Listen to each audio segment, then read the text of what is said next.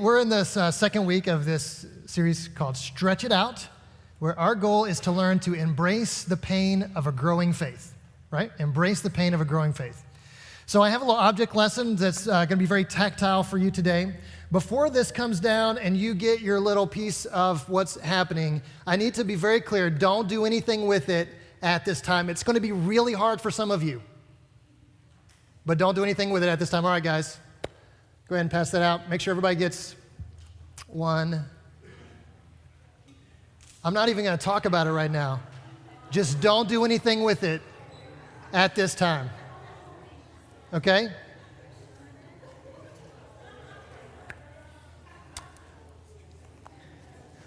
So, you're not going to hear anything I say for the next couple minutes, but I'll go ahead and talk anyway.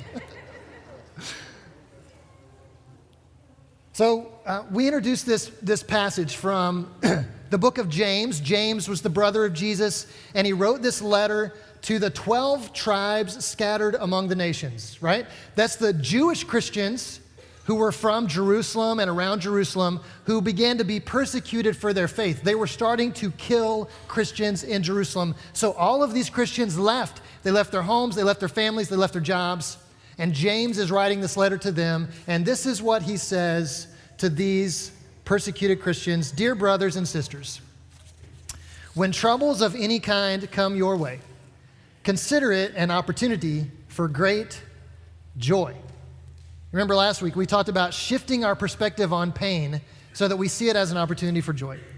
He continues, for you know that when your faith is tested, your endurance has a chance to grow, so let it grow. For when your endurance is fully developed, you will be perfect and complete, needing nothing. Okay, so we kind of got that down last week a little bit. And today what we're going to talk about is that time period between the testing of your faith and that moment when you are mature. When the way James says it here is you will be perfect and complete. So there's this testing of the faith, and then there's a gap, and then there's the being made perfect or complete, needing nothing. So what happens in that gap? We wait, don't we? We wait. Waiting is difficult. For those of you that are pretty sure that the purpose for bubble wrap, the reason bubble wrap was created was to pop the bubbles, right? It's just a side benefit that it gets used in shipping. That's not what it's for. Those bubbles were created to be popped, and it's driving you insane right now, isn't it?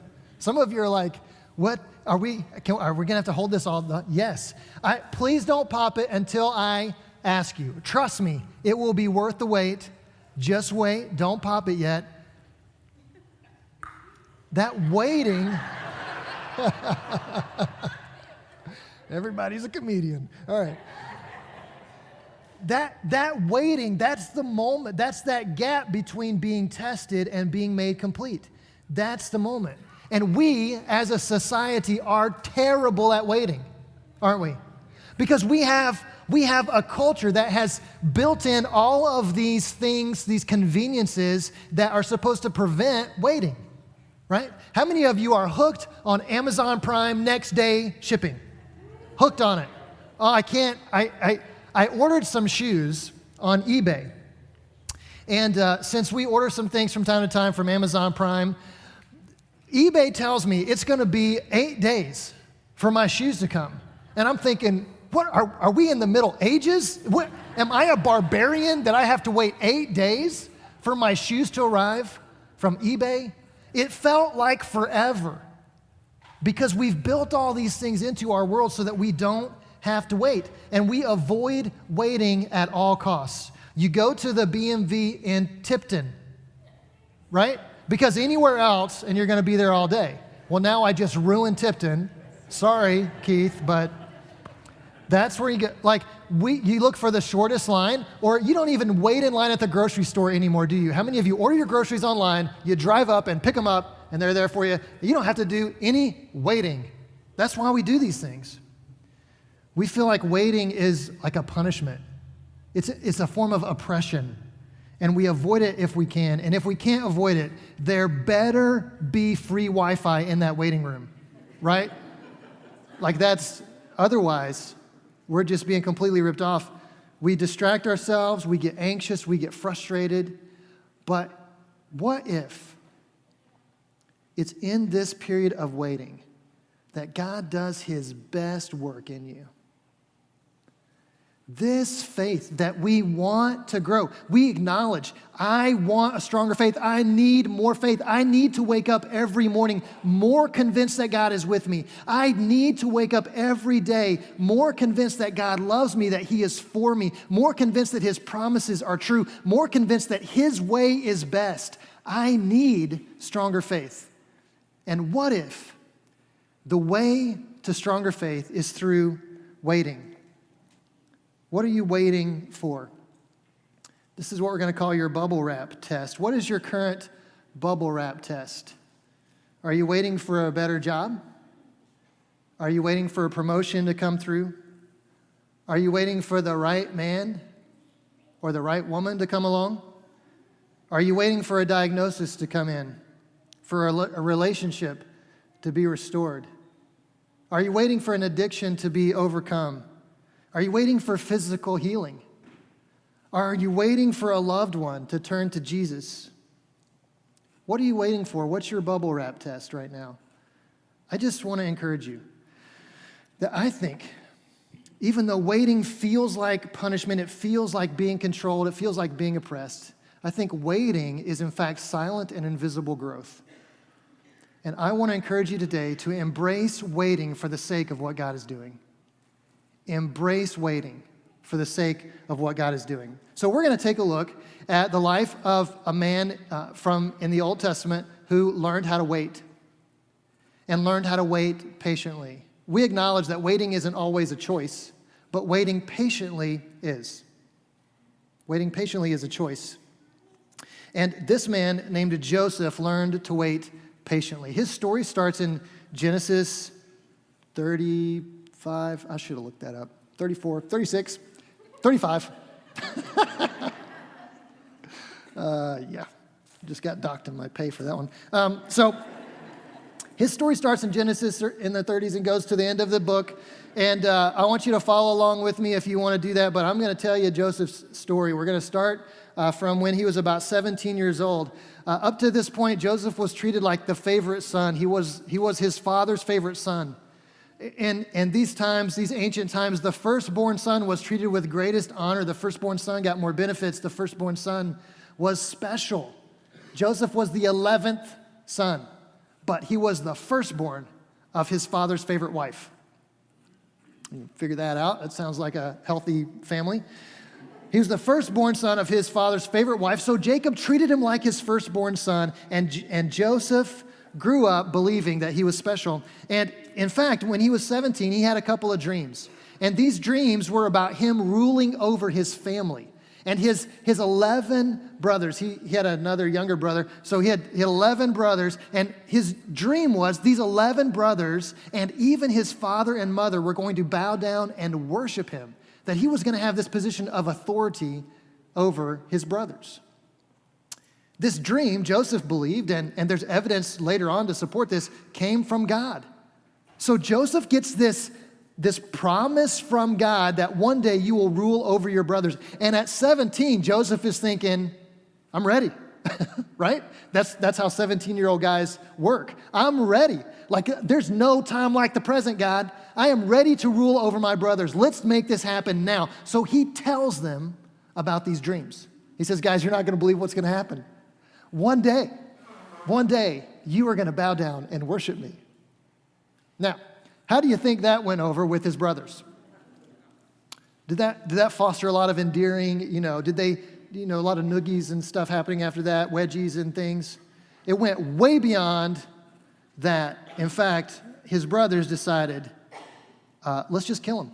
We can put an end to that drama right now. We can just end his life. They don't kill him. Instead, they sell him into slavery. And Joseph experiences his first period of waiting when he was so sure. He was so sure, I'm ready to lead. I'm ready to be in authority. I'm ready to rule over my brothers. And instead, he goes from the favorite son of a wealthy man to a slave in a foreign land. And in this moment, Joseph is faced with the reality, I am not in control of the timing.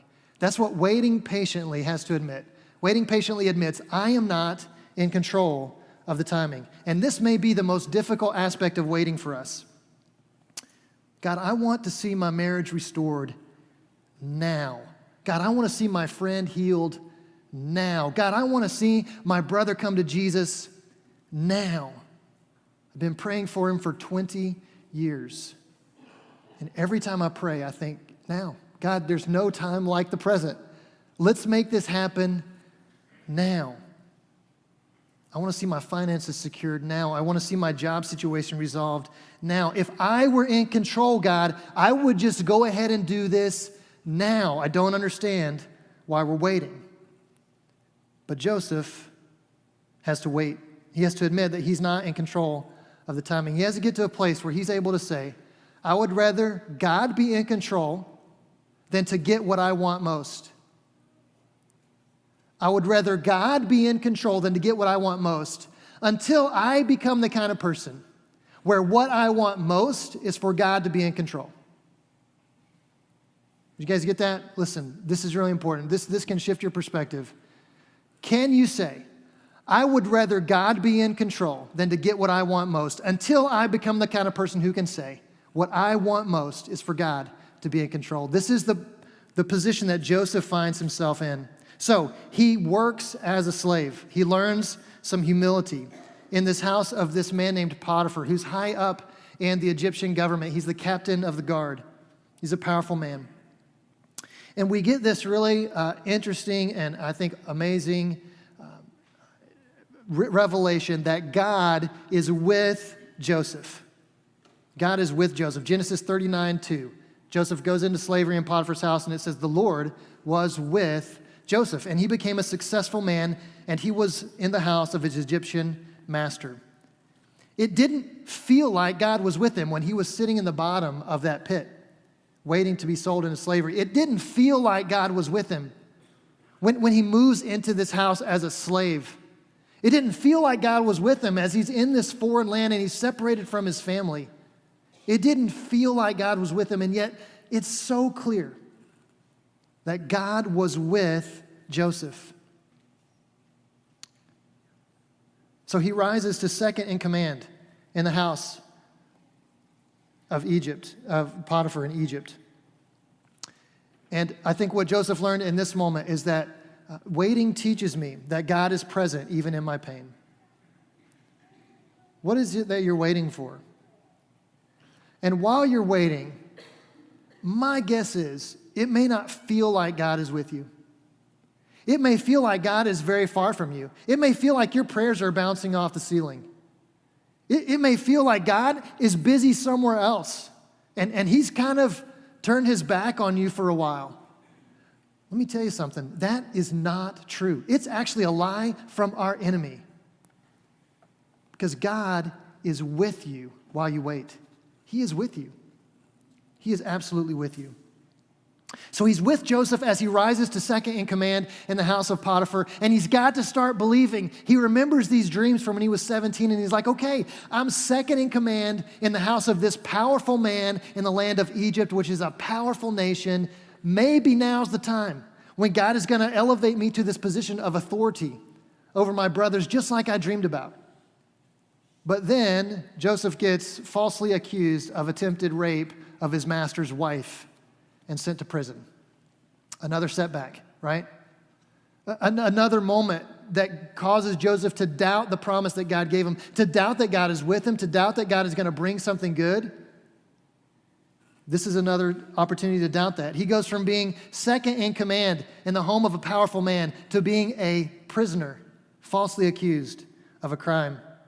But then you read this in Genesis 39:21.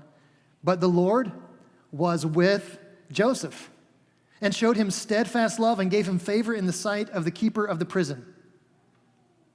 Even in prison, even when things seem to be at their worst, God is with Joseph. And I want you to know that God is with you. When you're convinced that God is with you, you can not only endure difficulty, you can thrive in it. You can thrive in it when you're convinced that God is with you. It gives a purpose to your pain. It gives you something to think about, something to focus on while you're waiting. And then maybe the waiting won't feel so bad. My wife and I went out to dinner several years ago. We've been out to dinner since then. But like this one time when we went out to dinner, we were kind of splurging at this nice place, Carrabba's. And we sat down, we ordered our food, and we just sat and talked. We talked about the boys, we talked about our future and our past. And before long, the waiter came by and he said, "Listen, guys, I am so sorry that your food's not out yet. I don't know what's going on. Let me go check and find out what's going on." So he disappears, and we're like, "What was that about?"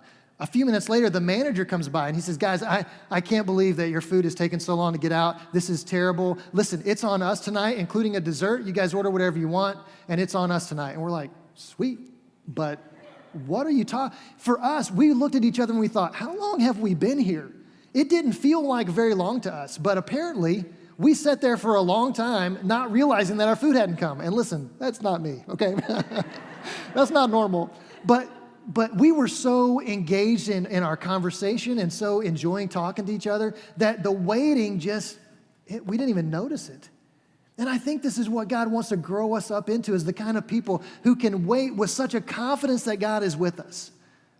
That we're so focused on Him and we're so dependent on Him that waiting no longer feels painful, but it's actually a good thing. So Joseph waits. He's in prison. More humility, more faithful service. I think it's really important to point out that Joseph is continually faithful and obedient. Even when it feels like God is far away, Joseph acts as a person who wants to honor God. The reason why he gets falsely accused of attempted rape against his master's wife is because he refused her advances. And it says in the text that Joseph refused her because he didn't want to dishonor God. Why was he so focused on God at a time when it should have felt like God was far away? He knew God was with him, and that confidence caused him to be faithfully obedient while he waited. I think that's really important that we're able to continue to obey. So he rises to second in command in the prison. God is with him. God blesses him. And he gets a chance to interpret some dreams for some important people. These two guys are sent to prison, a baker and a cupbearer for the Pharaoh. And Joseph gets a chance to interpret their dreams. One of them turns out bad. The baker doesn't make it. One of them turns out good. The cupbearer is going to get restored to his place at Pharaoh's side. And so Joseph says, "Hey, when you get back into the throne room of the most powerful man in this nation, would you please remember what I did for you? Would you possibly, if you could slip it into a conversation, let him know that there's this guy in prison that doesn't belong there and maybe should get out?" And so he sends this cupbearer off with this message, thinking, he's got to be thinking, any day now, this cupbearer is going to tell Pharaoh that Joseph should not be in prison. Now I'm going to get out. 2 years go by after the cupbearer is released. 2 years in which Joseph has got to be doubting. He's got to have some moments where he thinks back to these dreams from when he was 17. He's almost 30 now. And he thinks back to these dreams from when he was 17. That he was going to rise to this position of authority. And he's got to be wondering, was I wrong about that? Did I make that up? Was that just in my head? Was that really from God? Or did I just read something into that wasn't really there? There has to be these moments of doubt. Yet, in spite of that doubt, in spite of the lack of evidence that God is ever going to answer this promise, Joseph is faithful and obedient. He honors God with the way he treats other people and with the way that he serves in prison. And then his time finally comes when Pharaoh has a dream and the cupbearer remembers, oh yeah, dreams, prison, Joseph. We need to talk to Joseph. Joseph comes before the Pharaoh. He interprets the dreams correctly. He offers a plan for how the nation of Egypt can get through the famine that's going to be coming in 7 years. And he is brought out of prison and made second in command in the nation of Egypt. He finally arises to this position of authority. And Joseph is finally the person that he needs to be for God's promise to be revealed in his life.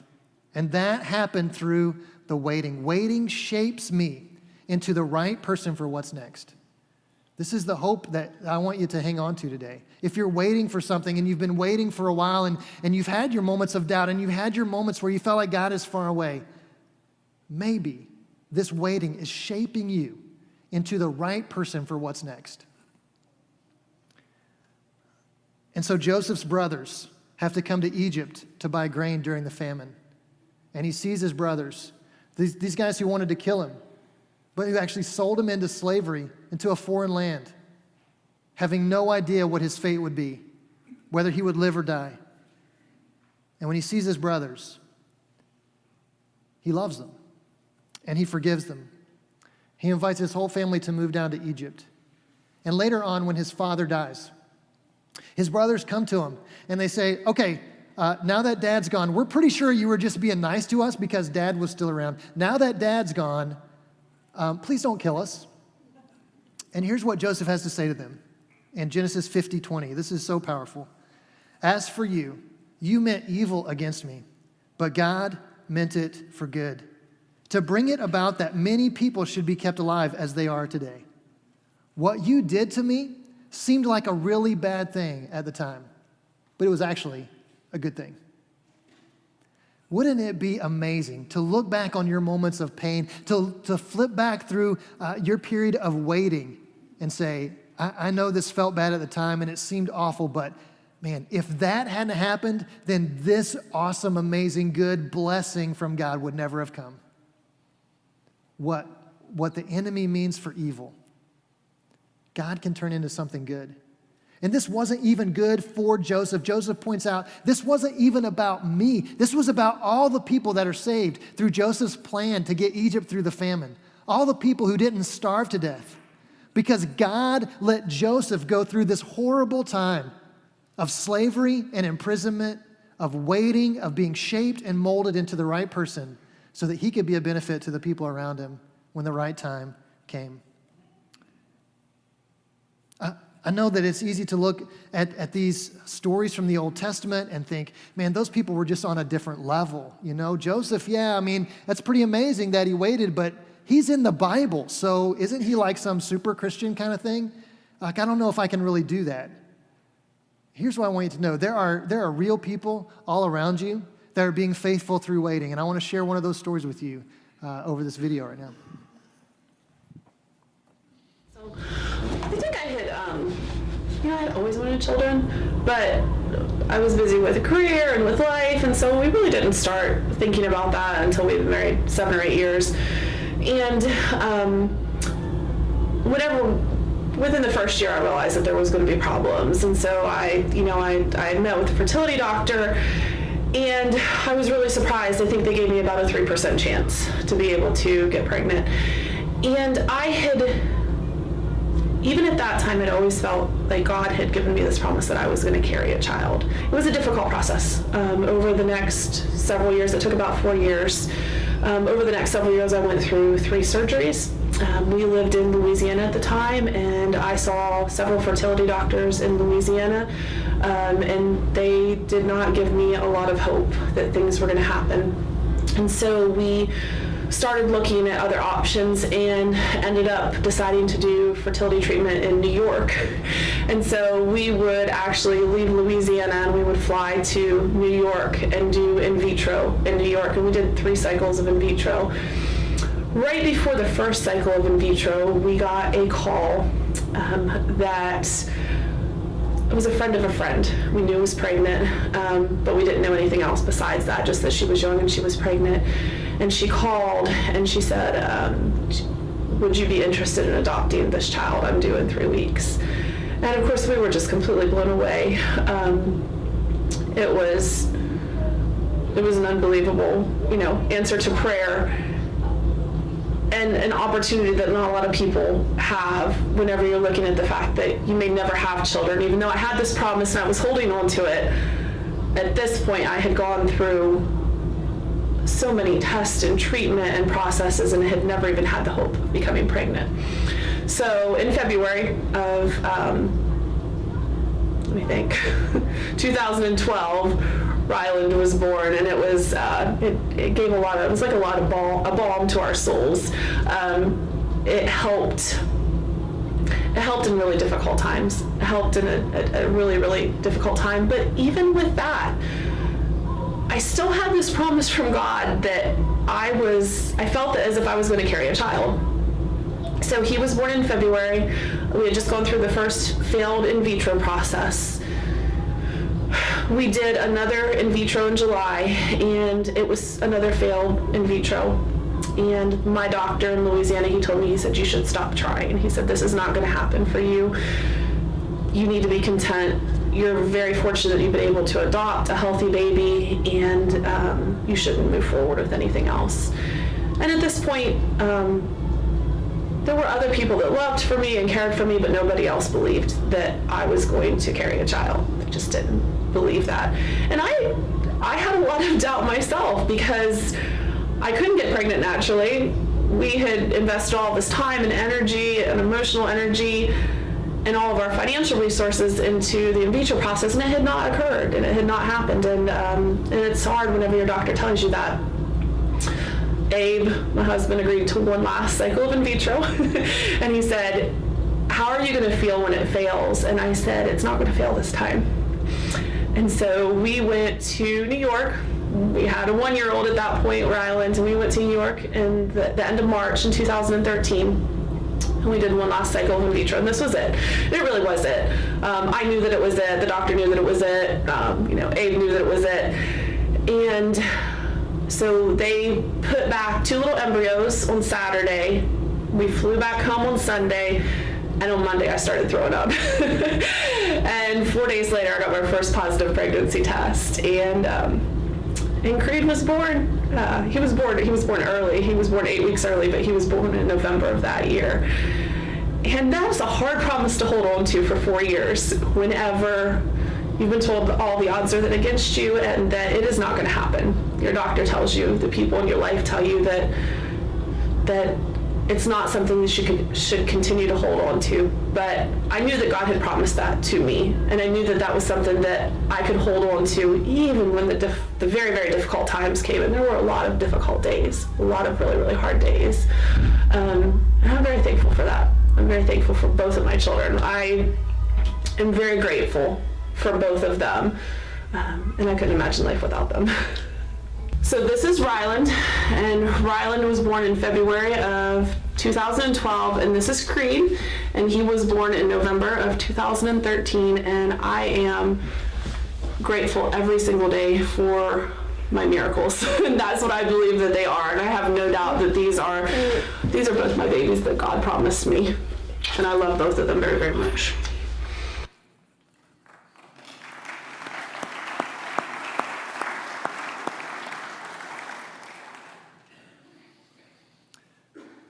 Sometimes we have to go through a period of waiting to receive what God has promised.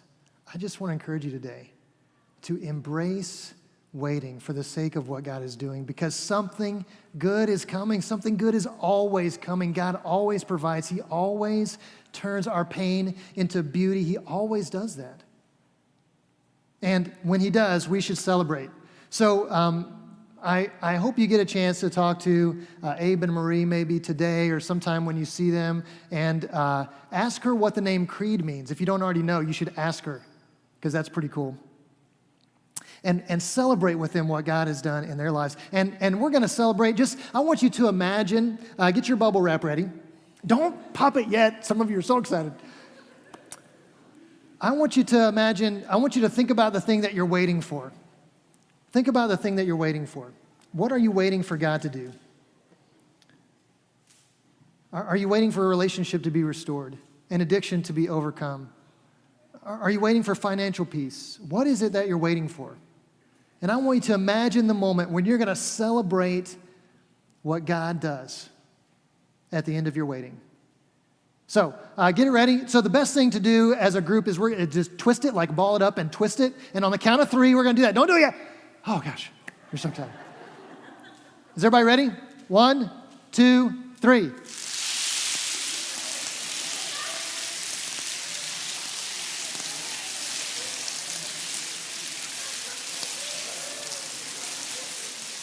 That is so awesome.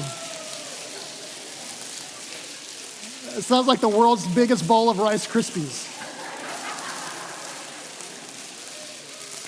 All right, knock it off. Okay, that was really cool. Was it worth the wait? Absolutely, worth the wait. It's worth the wait. Whatever it is that you're waiting for God to do, it's worth it. All right, grown-ups, knock it off. It's not the kids. I can see you, it's not the kids. Here's a couple things I want to encourage you to do from the life of Joseph. First of all, give control to Jesus. Waiting is a moment when you have to admit that you're not in control of the timing, and you have an opportunity to offer it, to voluntarily say, I don't trust myself as much as I trust you, God. Would you be in control? Would you be in control of the timing? Give control to Jesus. Not just control. I think a lot of us think, well, I did that a long time ago. You know, I got baptized, I did the whole thing, and I gave control to Jesus. No. That's not a one and done. Give control of this moment to Jesus. Trust him with this moment, with this thing that's on your heart, with this thing that you've been waiting so long and you don't know how much longer you can wait. Give control of the timing to Jesus. Second, remind yourself daily that God is with you. Build some reminders into every single day that God is with you. He is with you. He is for you. He loves you. And he is working up something good. And you need to be reminded of that. We forget that so quickly. You believe it right now. 2 hours from now, you're going to forget it. Tomorrow morning, you're going to forget it. Wednesday morning, you're going to forget. So build some reminders into your day that God is with you. Maybe that's your chair time that you spend every morning. Maybe it's the daily office that you practice throughout the day, every day, 2 or 3 or 4 times a day, where you take 5 minutes just to be reminded who you are and whose you are. Remember that God is with you. And number 3, find someone who will wait with you. Waiting is so much easier when you're not doing it by yourself, isn't it? You know those moments when you've been in the waiting room by yourself, and the anxiety and the boredom and the frustration. But if you have somebody with you to talk to and share that moment, it's so much easier. Find someone who will wait with you and hold on tight, because you're going to need them. Embrace waiting for the sake of what God is doing. It's absolutely worth the wait. And finally, I want to point out that your waiting and what comes at the end of your waiting may not be for you. Everything that Joseph went through, it wasn't so that one day he could be a powerful and wealthy ruler in Egypt. Everything that he went through was for other people to receive a blessing through what he endured. Maybe your waiting, what's on the other side of that, is a blessing for someone else. This is not just about you. Maybe you're waiting so that God can shape you into the kind of person that can share the gospel with someone who needs to hear it. Maybe you're waiting so that God can do through you some comforting and encouraging of some people that are going to need it down the road. Maybe what you're waiting for is not really about you, but it's for somebody else. I want to ask you to lift this up this morning as we close with prayer. What is it that you're waiting for? Are you willing to embrace it for the sake of what God is doing? Would you pray with me? Father, thank you so much for this morning and this opportunity to be reminded that waiting isn't a bad thing, that we can wait patiently in a way that honors you, in a way that shapes us, in a way that prepares us to be a blessing to others. But it's so hard. It's so easy to forget that you're at work, but I believe it. And I pray for my brothers and sisters here that we would walk away with today with conviction that you are with us and that it's going to be worth the wait. Would you do that in us and through us? And God, may the result of our faithful obedience as we wait be that more people become followers of Jesus Christ as we show and tell the gospel. Would you do that in us and in our community and in the world? In Christ's name we pray. Amen.